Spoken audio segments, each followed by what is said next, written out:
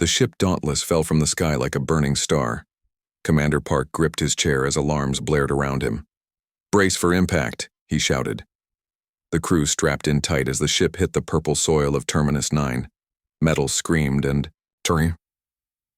When the dust cleared, half the ship was gone. Park checked his team. "Everyone alive?" Officer Choi looked up from his screen, face pale. "Yes, sir. But the engines are destroyed." Engineer Kim pulled herself from under a fallen beam. "Life support is failing. We have maybe 3 days of air." Outside the broken windows, Terminus 9 waited. The planet had killed every visitor before them. Its air was poison. Its gravity crushed bones. Its plants ate meat. No one had lasted more than a day here. "Send the distress call," Park ordered. Lieutenant Lee worked the radio. "Sending now. Someone must hear us." Hours passed. The crew fixed what they could.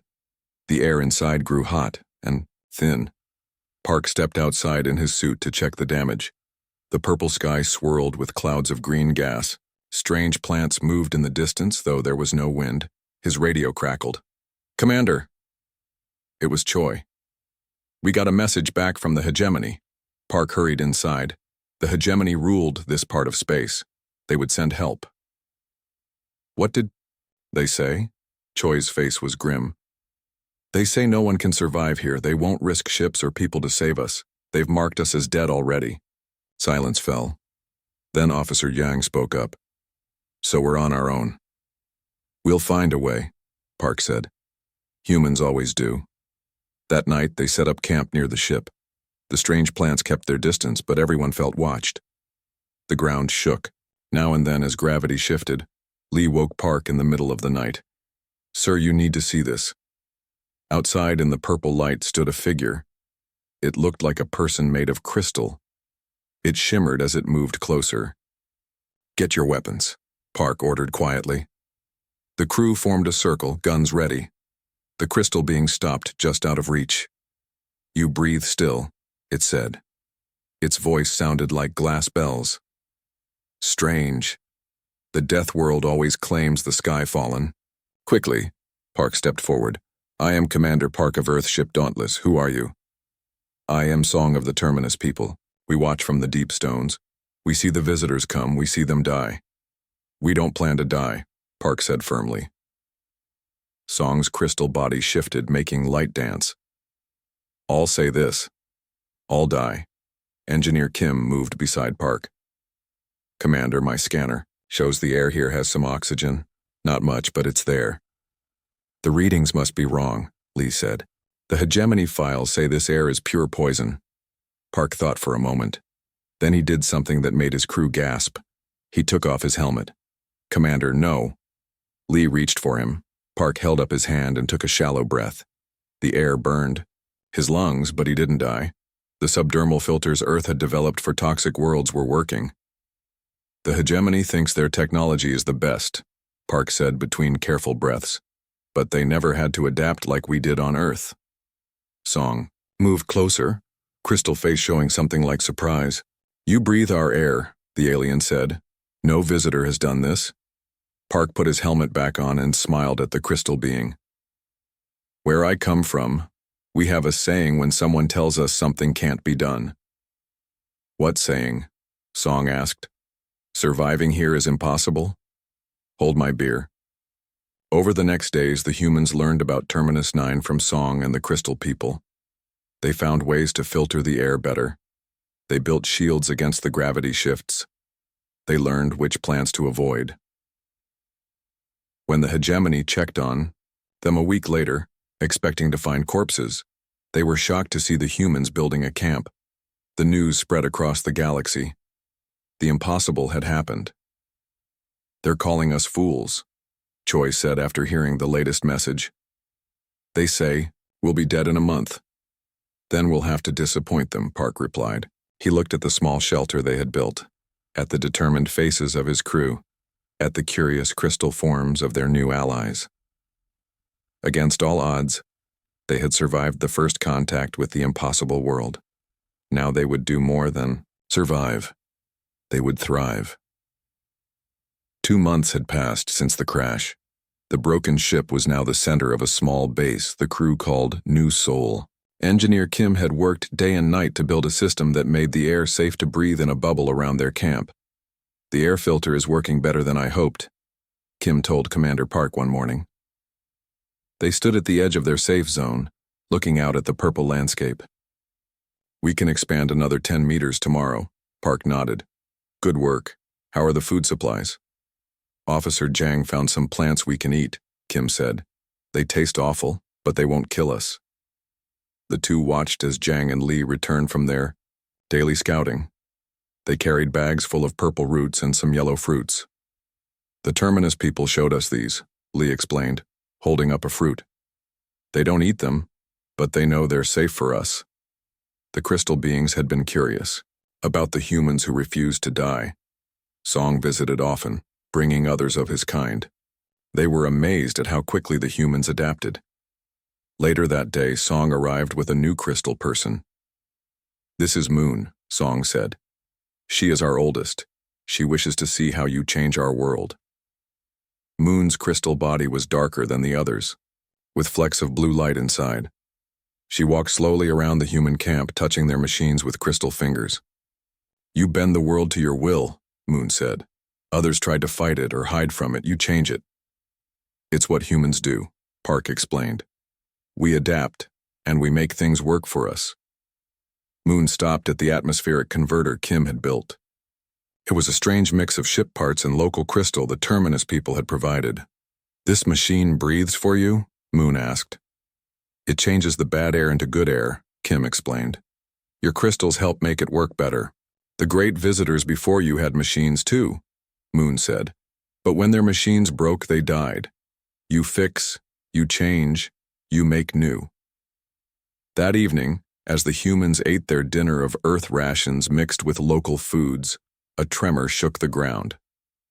These happened often on Terminus 9 as the gravity shifted, but this one was different. It kept growing stronger. "Gravity storm coming," shouted Officer Choi from the monitoring station. "It's a big one." The crew rushed to secure their equipment. These storms could tear their camp apart and kill them all. They had survived 2 small ones so far, but Choi's face showed this was worse. "The shields won't hold," Kim said, checking the readings. "We need more power." Suddenly, Song and 20 other crystal beings appeared at the edge of the camp. "The great tide comes," Song announced. "We will help." The crystal people formed a circle around the human camp.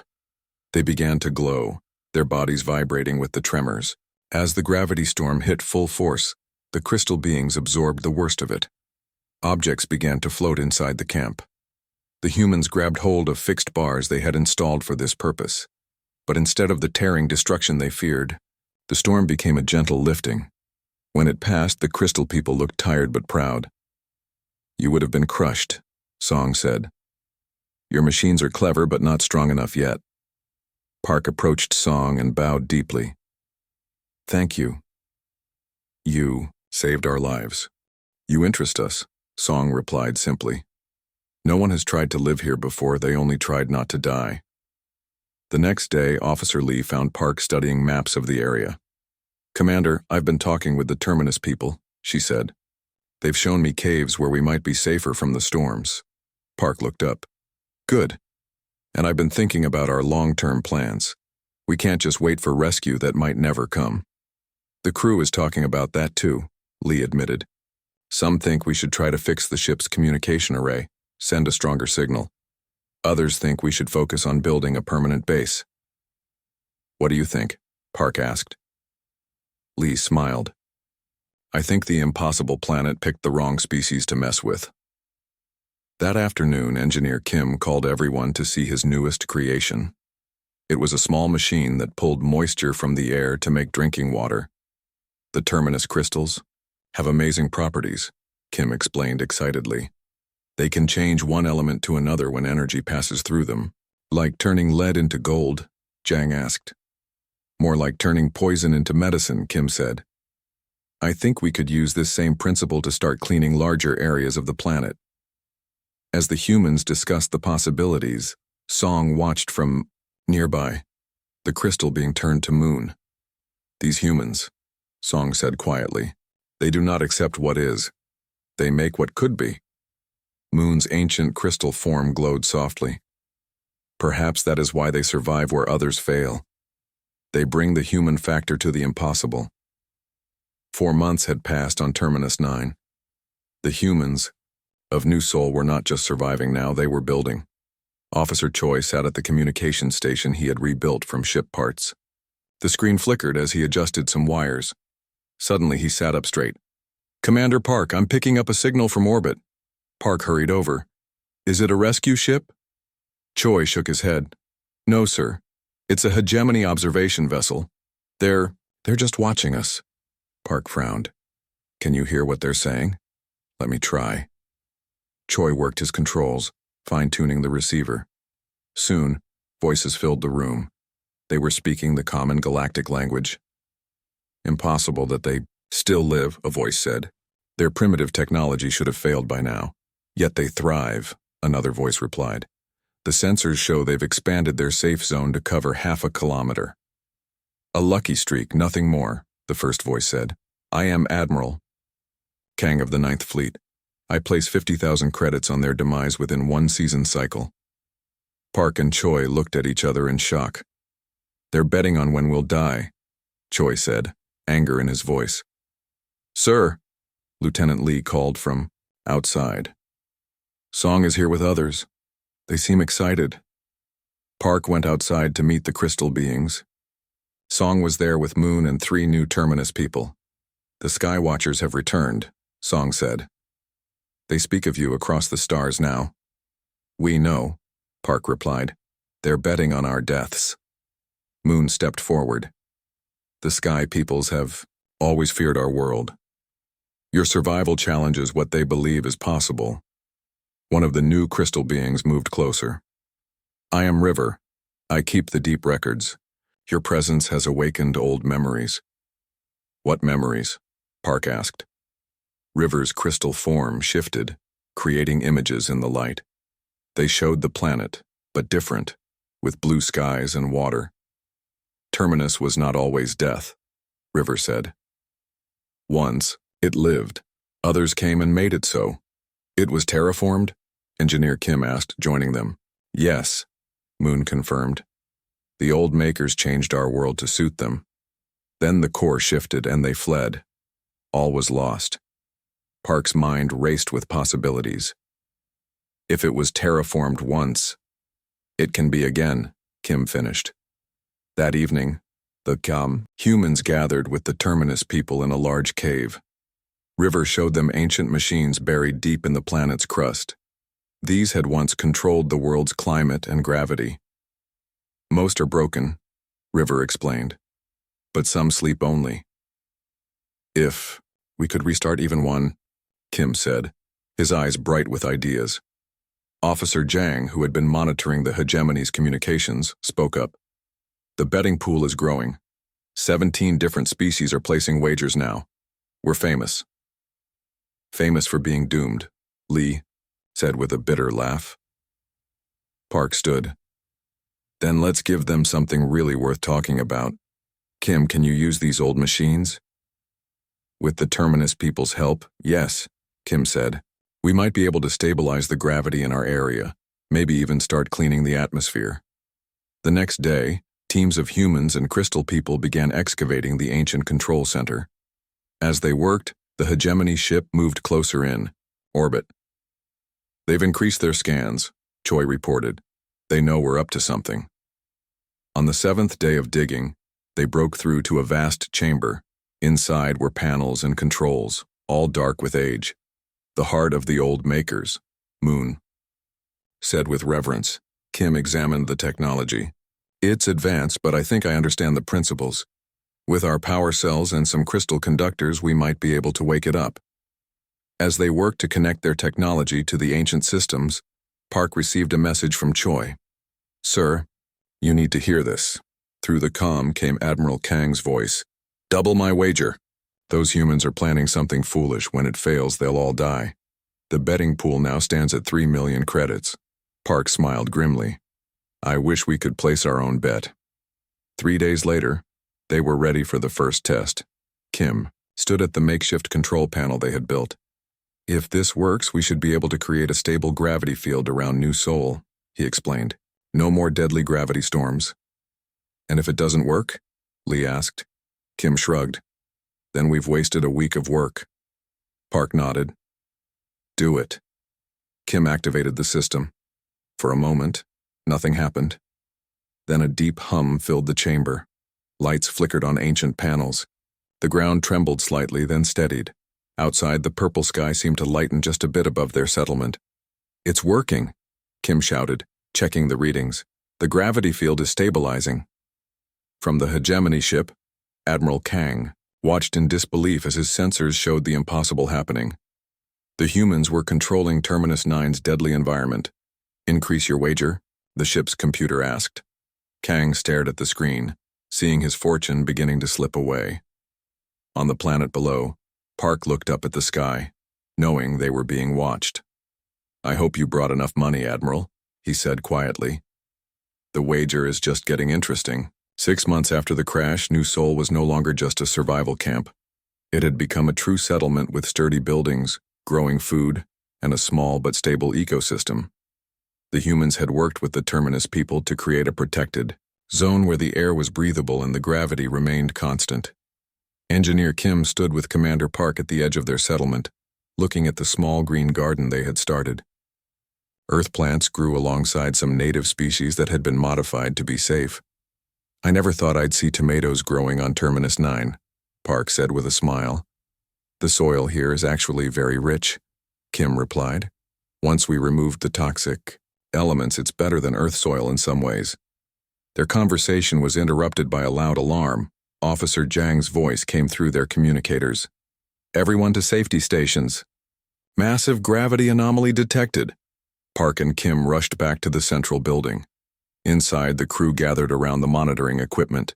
The screen showed a massive storm forming in the planet's upper atmosphere. This is the biggest one we've seen, Zhang reported. Our stabilizers won't be able to handle it. How long do we have? Park asked. 20 minutes, maybe less. Park turned to Lieutenant Lee. Contact the Terminus people. We need their help. Lee nodded and hurried to the crystal communication device they had built together. Soon, Song and Moon appeared at the settlement's edge. We feel the great storm coming, Song said as they entered. This one is stronger than any in many cycles. Moon moved to the monitors. Your machines cannot stop this. It will tear your home apart. There must be something we can do, Park insisted. Kim was studying the ancient control panel they had connected to their systems. The old makers must have had a way to control even these big storms. Moon's crystal form shimmered. There is the deep core, but it has been dormant for thousands of years. Can we reach it? Park asked. It is far below, Moon explained, and the path is dangerous. We have 15 minutes before the storm hits, Zhang warned. Park made his decision quickly. Kim, come with me and Moon. The rest of you, secure everything and prepare for the worst. The next few minutes were a blur of activity.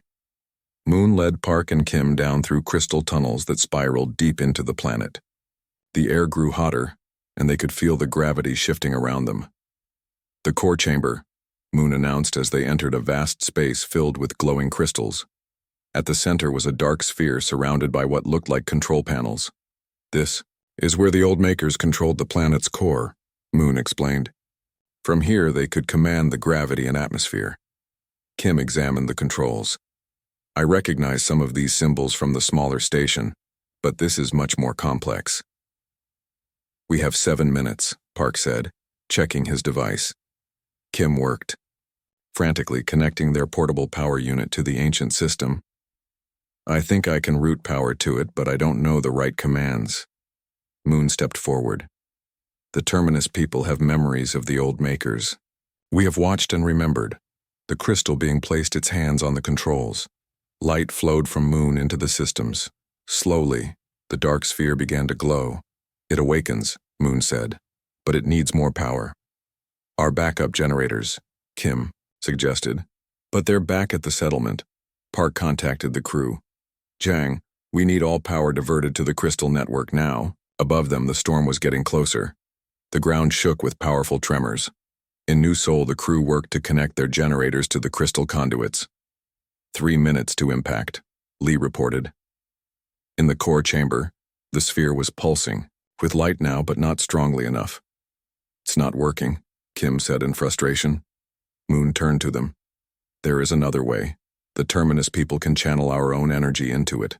Would that hurt you? Park asked. It would weaken us for a time, Moon admitted. But we have chosen to help you survive. Before Park could respond, dozens of crystal beings appeared in the chamber. Song led them forward. We have watched you fight against impossible odds, Song said. Now we fight with you. The Terminus people formed a circle around the sphere. They began to glow brightly, their energy flowing into the core. The sphere spun faster, shining with brilliant light. On the surface, the storm hit with full force. Buildings shook and the protective dome flickered. Just as it seemed everything would be torn apart, a wave of energy shot up from deep underground. The storm didn't stop, but it changed. The violent winds began to flow in patterns, circling the settlement instead of crushing it. The gravity waves steadied. In the core chamber, Kim watched in amazement as the ancient systems came fully to life. It's working. We're not stopping the storm. We're harnessing it. When they returned to the surface, they found New Seoul intact. The storm still raged around them, but none of its fury touched their settlement. Instead, the energy collectors they had built were filling rapidly with power harvested from the storm. From orbit, Admiral Kang watched in disbelief. The humans had not only survived the deadliest storm in years, they were using it to power their settlement. Impossible, he whispered, but there it was on his screen. The impossible had become possible. 1 year had passed since the crash of the Dauntless. New Seoul had grown from a desperate camp into a thriving settlement. Green plants now covered the hills around the human colony. The air in their zone was clean enough to breathe without help. Gardens grew food, and small animals brought from the ship's biology lab now lived in the protected area. Commander Park stood on a hill overlooking their home. Next to him stood Song, whose crystal form now had flecks of green, a sign of the bond between humans and Terminus people. Your world changes, Song said. It remembers what it once was. We still have a long way to go, Park replied. But yes, it's changing. Their conversation was interrupted by Officer Choi's excited voice on the comm. Commander, multiple ships entering the system. Park rushed back to the control center with Song. The screen showed 5 ships approaching Terminus 9. Are they hegemony? Park asked. Choi shook his head, a big smile on his face. No, sir. They're Earth ships. It's a rescue fleet. Cheers broke out among the crew. After a year of being alone, help had finally come. The lead ship sent a message. Dauntless crew, this is Admiral Jin of Earth Fleet. We've come to bring you home. Your survival is the greatest story in the galaxy. 2 hours later, Admiral Jin's shuttle landed in the clearing near New Seoul. The Admiral stepped out, wearing a full environmental suit. He stopped in surprise when he saw Park and the others greeting him without suits. Welcome to Terminus 9, Admiral, Park said with a smile. You can take off the helmet. The air is safe here. Admiral Jin removed his helmet carefully. He took a breath and looked around in wonder at the green plants and the crystal beings standing nearby. This is impossible, Jin said. The hegemony said this planet was certain death. They were wrong, Park replied simply. That evening, the Earth Fleet officers joined the Dauntless crew for a celebration dinner. They ate foods grown on Terminus 9 and drank beer that Engineer Kim had learned to brew from local plants. The news of your survival has changed everything, Admiral Jin told them. When the hegemony announced you were lost, we prepared a rescue anyway. By the time we were ready, reports were coming in that you were not only alive but thriving. What about Admiral Kang? Asked Officer Jang. Did he lose his bet? Jin smiled. He lost everything. 3 million credits gone when you survived the big storm 6 months ago. But that's not the important part. What is? Park asked. The hegemony's authority was built on their superior knowledge and technology, Jin explained. Their classification of planets as habitable or not was never questioned. Until you, Lieutenant Lee laughed. So we hurt their pride? You did more than that, Jin said. Earth was considered a minor power because our technology isn't as advanced. But now everyone wants to know how humans can survive, where the hegemony's best minds failed. The next day, a formal meeting took place between the Earth fleet, the Dauntless crew, and the Terminus people. Moon and Song represented their kind. Earth offers friendship to the Terminus people, Admiral Jin said officially. We wish to establish permanent relations. The Sky people never spoke to us before, Moon replied. They only studied from above, then left. You're welcome here. After the meeting, Admiral Jin took Park aside.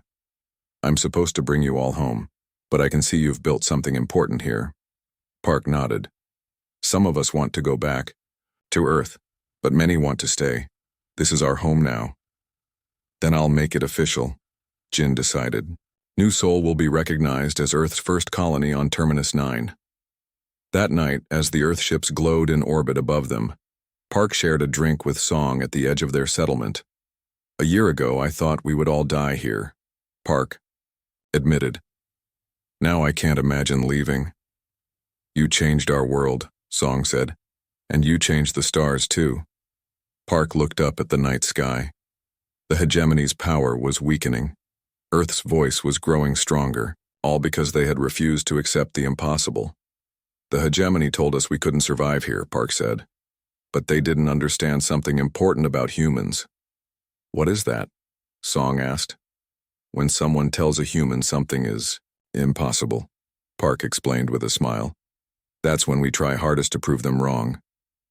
In orbit, Admiral Kang's replacement watched the new colony with bitter respect.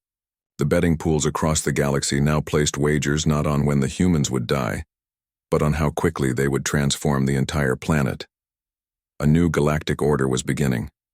One where the impossible was just a challenge waiting to be overcome. And it had started with a simple human phrase, "Hold my beer."